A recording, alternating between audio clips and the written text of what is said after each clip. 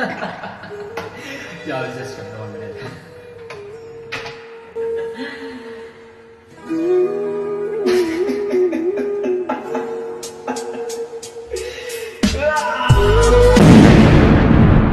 நீங்கள் சோகமாக ஃபீல் பண்ணுறீங்களா? டிப்ரெஷனில் இருக்கவங்க டவுட்டாக இருக்கா? கவலைப்படாதீங்க. Your Xavier is here. S guys, உங்களை காப்பாற்ற தான் நான் வந்திருக்கேன். ரியலி பாரா, நீங்க என்ன பெரிய பிஸ்தாவா? இப்போ அந்த டிப்ரெஷனுங்கிற வேர்டே சீன் ஆயிடுச்சு. ஸோ இருந்தாலும் வந்துட்டு அதே வேர்டை வச்சு மில்க் பண்ண நான் வந்துட்டேன் guys. We are so back. We are so fucking back. We are back, baby. We are fucking back. We are back. சரி, என்னதான் அந்த டிப்ரெஷனுங்கிற வேர்டை வந்து எல்லாரும் பிடிச்சி சேச்சுரேட் பண்ணாலும் நீங்க இப்போ டிப்ரெஷன்ல இருக்கீங்களா இல்லையா, அதான் நமக்கு முக்கியம்.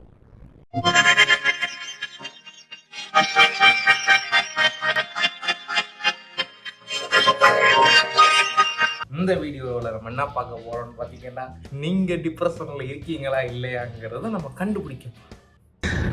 ஆமா. ஸோ சொல்லுங்க கைஸ், ஆர் யூ எக்ஸைட்டட்? அது என்ன கேள்வி? Are you excited? Of course, double excited.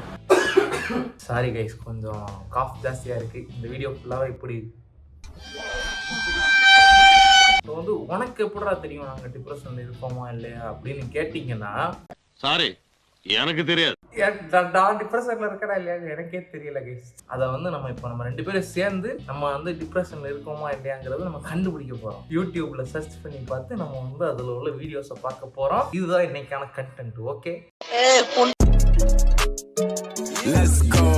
Stress and டிப்ரெஷன்லேருந்து வெளியே வர்றதுக்கு ஒரு 6 டிப்ஸ் கொடுக்குறேன். இதை எப்படி டிப்ரெஷன்ல இருந்து வெளியே வர்றது கேட்கலப்பா. நம்ம டிப்ரெஷன்ல இருக்கோமான்னு எப்படி கண்டுபிடிக்கிறது?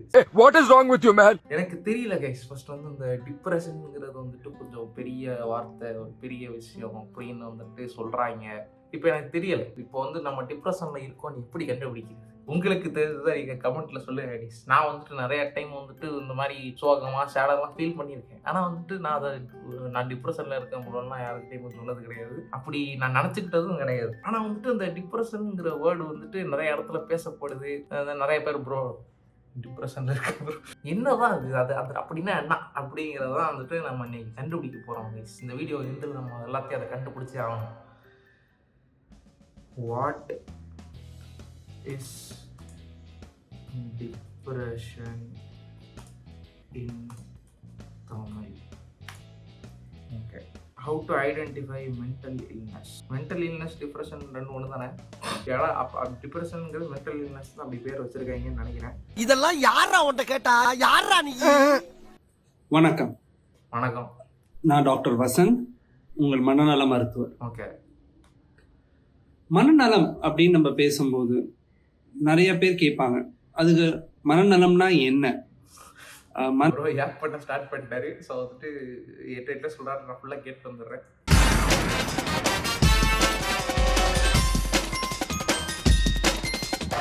ரொம்ப இம்பார்ட்டண்ட்டான ஒரு விஷயம் தூக்கம், பசி.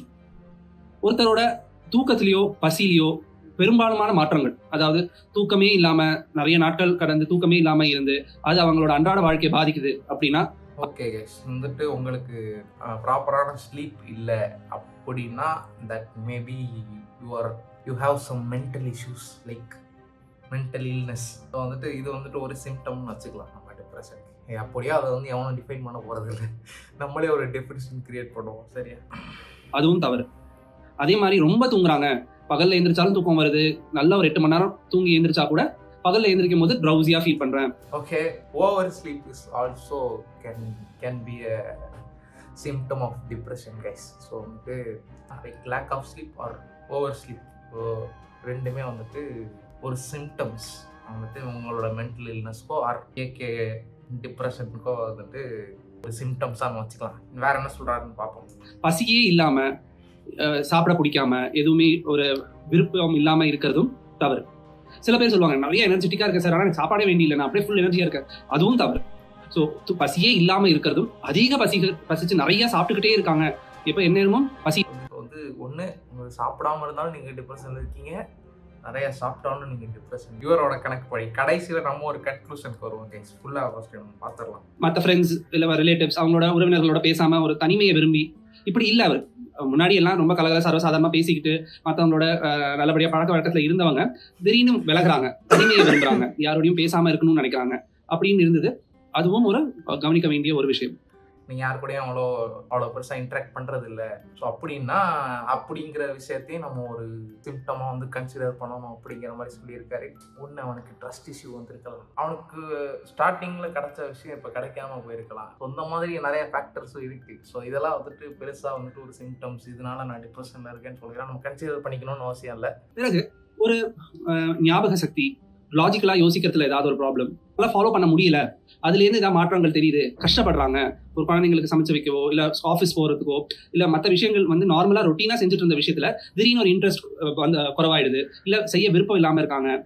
ஓகே, அதாவது வந்துட்டு கான்சென்ட்ரேஷன் லாஸ் ஆகுறது, அதுக்கப்புறம் வந்துட்டு நீங்கள் செய்கிற வேலையில் வெறுப்பு வர்றதெல்லாம் வந்துட்டு இதுன்னு சொல்கிறாங்க. இப்போ ஒரு ரொட்டீன் பண்ணிக்கிட்டு இருக்கோம்னா அது வந்து கொஞ்ச நாளைக்கு இன்ட்ரெஸ்டிங்காக தான் இருக்கும், அதுக்கப்புறம் அது வந்துட்டு மேபி ஒரு போரிங்காக ஃபீல் ஆகலாம். லைக் யூடியூப் வீடியோஸ் கூட அப்படி தான். நீங்கள் வந்து ஸ்டார்டிங்கில் வந்துட்டு பண்ணிகிட்டு இருக்கோம், நல்லா இருக்குது, இதை எடிட் பண்ணி போடலாம் அப்படின்னு சொல்லிட்டு ஒரு டைம் தாண்டி அதை வந்து ஒரு எப்படி சொல்கிறது, ஓகே இதை வந்து பண்ணியே ஆகணும் அப்படிங்கிற ஒரு ஸ்டேஜில் இருக்கிறப்போ அந்த ப்ரெஷர் ஃபீல் பண்ண முடியும்னு நினைக்கிறேன். இப்போ எங்களுக்கெல்லாம் பிரச்சனை இல்லை. இதே வந்துட்டு யூடியூப் ஒர்க்காக பார்க்குறவனுங்களை பற்றி யோசிச்சு பார்த்தா அவங்களுக்கு அந்த ப்ரெஷர் இருக்கும். லைக் அவங்க பிடிச்சி தான் வீடியோ போஸ்ட் பண்ணணும்னு கிடையாது, அந்த வீடியோ லைக் எடிட் பண்ணுறப்போ இருக்கிற சந்தோஷம், சரி அப்லோட் பண்ணுறப்போ இருக்கிற சந்தோஷம் வந்து அந்த வீடியோவுக்கு ஒர்க் பண்ணப்போ இருக்காது மோஸ்ட்லி.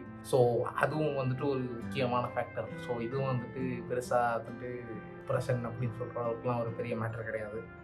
இல்லை அவங்களோட சிந்தனைகளும் அவங்களோட நம்பிக்கையும் மாறுபட்டு இருக்க ஆரம்பிச்சுக்குது.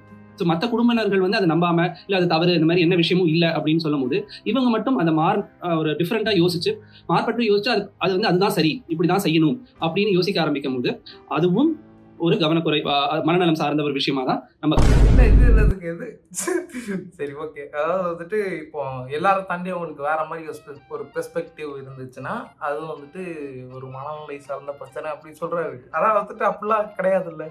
லைக் ஒரு யூனிக் திங்கிங் இருக்கிறது நல்ல விஷயம்னு சொல்லுவேன் என்னை பொறுத்த வரைக்கும். ஏன்னா வேற எல்லாரும் வித்தியாசமாக யோசிக்கும் போது நீங்களும் வித்தியாசமாக இப்படி நீங்கள் லைக் தப்பாக எதுவும் யோசிக்காம நீங்கள் அதை வந்து உங்கள் வாழ்க்கைக்கு ஹெல்ப் பண்ணுற மாதிரி கொஞ்சம் டிஃப்ரெண்ட் திங்கிங்கோட இருந்தீங்கன்னா நல்ல விஷயம் தான். அதெல்லாம் வந்துட்டு இந்த மாதிரி மேபி வந்துட்டு எதுவும் சைக்கோபாத் மாதிரி ஏதாவது யோசிச்சிங்கன்னா அது தப்பான விஷயம்.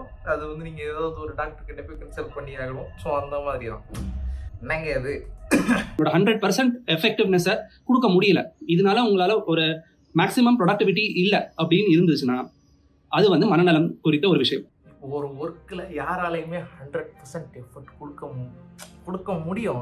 ஆனால் வந்துட்டு எல்லாருமே அதை கொடுக்கணும்லாம் அவசியம் இல்லை. 100% எஃபர்ட் அவன் கொடுத்துக்கிட்டே இருந்தால் தான் அவனுக்கு ஏதாவது மென்டலி பிரச்சனை வரலாம் மேபி என்னை பொறுத்த வரைக்கும். நார்மலாக ஒரு எப்படி சொல்கிறது, இப்போ ஒரு எக்ஸாம்னா கூட என்னை பொறுத்த வரைக்கும் என்னோட மைண்ட் செட் என்னன்னா, இப்போ உட்காந்து ஃபுல்லாக படித்து நான் வந்து இப்போ ஒரு 100க்கு ஒரு 80யோ 90யோ வாங்கணும்னா என்னால் வாங்க முடியும். ஆனால் அந்த அளவுக்கு நான் ப்ரெஷர் போட்டுக்க தேவையில்லை அப்படின்னு நினைக்கிற ஒரு ஆள் நான் பர்சனலாக. ஸோ வந்துட்டு ஓகேப்பா படிக்கிறோமா, படிப்போம், அந்த ஒரு 50 மார்க் 60 மார்க் அது நமக்கு போதும் அப்படிங்கிற மாதிரி வந்துட்டு ஒரு ஆள் தான் நான். ஸோ அது என்னன்னா நம்ம மோஸ்ட்லி நம்ம பண்ணுற ஒர்க்கில் நம்ம எவ்வளோ நம்மளை வந்துட்டு ஃப்ரீயாக வச்சுக்கிறோமோ அதுதான் வந்துட்டு நம்மளோட மென்டல் ஹெல்த்துக்கு பெட்டர் அப்படின்னு நான் நினைக்கிறேன். ரொம்ப ப்ரெஷர்லாம் எடுத்துக்காதீங்க, நீங்கள் பண்ணுற ஒர்க்கில் பீஸை தேடுங்க, அவ்வளோதான். நன்றி. இப்போ வந்துட்டு நம்ம பேசுவோமா, டிப்ரெஷன் இந்த மாதிரி விஷயம்லாம் என்னை பொறுத்த வரைக்கும் நம்மளாம் கிரியேட் பண்ணிக்கிறது தானோன்னு தோணுது. என்னன்னு பார்த்தீங்கன்னா நமக்கு வந்துட்டு அந்த எக்ஸ்ட்ரீம் சேட்னஸ் அந்த விஷயத்துக்கு நம்ம அந்த இடத்துக்கு போகிறப்போ சரி நம்ம வந்துட்டு டிப்ரெஷனில் இருக்கோம், டிப்ரெஷனில் இருந்தால் நம்ம இப்படி தான் இருக்கணும்னு சொல்லிட்டு நம்மளே நம்மளை புஷ் பண்ணுறதோ அந்த வார்த்தையை சொல்லி எல்லாரும் அப்படி நம்மளை ஆக்கிட்டாங்களோ அப்படிங்கிற மாதிரி எனக்கு தோண ஆரம்பிச்சிச்சு. அப்போ வந்து அந்த வீடியோ பண்ணணும்னு நான் வந்துட்டு யோசிச்சு வச்சுருந்தேன். சரி ரொம்ப நாள் ஆகிடுச்சு, பண்ணுவோமா வேணாமா, ஏன்னா அந்த வேர்டை வந்துட்டு நான் இப்போதைக்கு ரீசெண்டாக எங்கேயும் பார்க்க முடியல. சரி என்னத்த போடு, சரி நம்ம ஒரு கண்டெக்ட் ஆச்சுக்கிற மாதிரி தான் இந்த வீடியோ எடுத்தேன். ஆனால் பார்த்தீங்கன்னா நிறைய பேர் வந்த மாதிரி வந்துட்டு சேடாக இருந்துச்சு, நான் டிப்ரெஷனில் இருக்கேன் அவனுங்க அப்படி அதை கன்சிடர் பண்ணுறதுல பிரச்சனையே இல்லை. ஆனால் அதை வச்சுட்டு சில விஷயம் பண்ணுறது தான் பிரச்சனை. என்னன்னு பார்த்தீங்கன்னா இப்போ டிப்ரெஷன்லாம் வந்துட்டு சூசைடல் தாட்ஸ் வரும், அது வரும் இது வரும்னு சொல்லிட்டு அவனுங்களே வந்துட்டு அவனுங்களை அதுக்கு புஷ் பண்ணுறாங்களோ அப்படிங்கிற மாதிரி தோணுது. ஸோ என்னன்னு பார்த்தீங்கன்னா அது வந்து ஒரு ஜஸ்ட் வந்து ஒரு உங்களுக்கு ஒரு பெரிய ஒரு டஃப்பான ஒரு டைம்னு வச்சுக்கோங்க. ஸோ அதுக்கு வந்துட்டு நீங்கள் வந்துட்டு இவ்வளோ இது பண்ணணும் அப்படின்னு சொல்லிட்டு அவசியம் இல்லை. ஏன்னா இன்னும் நிறைய நாட்கள் இருக்குது. ஸோ வந்து டெஃபினட்டாக இதுலேயே நீங்கள் வந்து ஸ்டக் ஆகிட போகிறது இல்லை. நம்ம வந்து ரெக்கவர் ஆக போகிறோம். ஸோ அப்படிங்கிறதுனால இந்த மாதிரி வந்துட்டு பெரிய பெரிய தாட்ஸ் அதெல்லாம் தூக்கி போட்டுட்டு வாழ்க்கையில் நிம்மதியை தேடி ஓடுங்க. ஸோ வந்துட்டு அவ்வளோதான் கைஸ். டிப்ரெஷனும் கிடையாது ஒரு ஓகே கைஸ், அவ்வளோதான் இந்த வீடியோ. இந்த வீடியோவோட கருத்து என்னன்னு பார்த்தீங்கன்னா, வாழ்க்கையில் நிம்மதியை தேடுங்க, நிம்மதியாக வாழுங்க, அவ்வளோதான். இதெல்லாம் நான் வந்துட்டு இன்னும் ரெடிலாம் பண்ணிட்டு வரல, நான் பாட்டுக்கு உட்காந்து பேசிக்கிட்டு இருக்கேன். சரி ஓகே கைஸ், ரொம்ப நாள் கழிச்சு வீடியோ போட்டோம். இதுக்கப்புறம் வந்துட்டு கன்சிஸ்டண்ட்டாக போட ட்ரை பண்ணுறேன். ஓகே கைஸ், புதுசாக பார்த்துட்டு இருந்தீங்கன்னா சேனலை சப்ஸ்கிரைப் பண்ணிடுங்க. இன்ஸ்டாகிராமில் ஃபாலோ பண்ணலாம், போயிட்டு ஃபாலோ பண்ணிடுங்க. ஸோ வந்துட்டு அது வழியாக உங்ககிட்ட நிறைய கண்டென்ட் கறக்கலான்னு இருக்கேன். ஸோ அவ்வளோதான் கைஸ் இந்த வீடியோ. உங்களை கூடிய சீக்கிரம் இன்னொரு நல்ல வீடியோவில் பார்க்குறேன். இப்போ கிளம்புறேன்.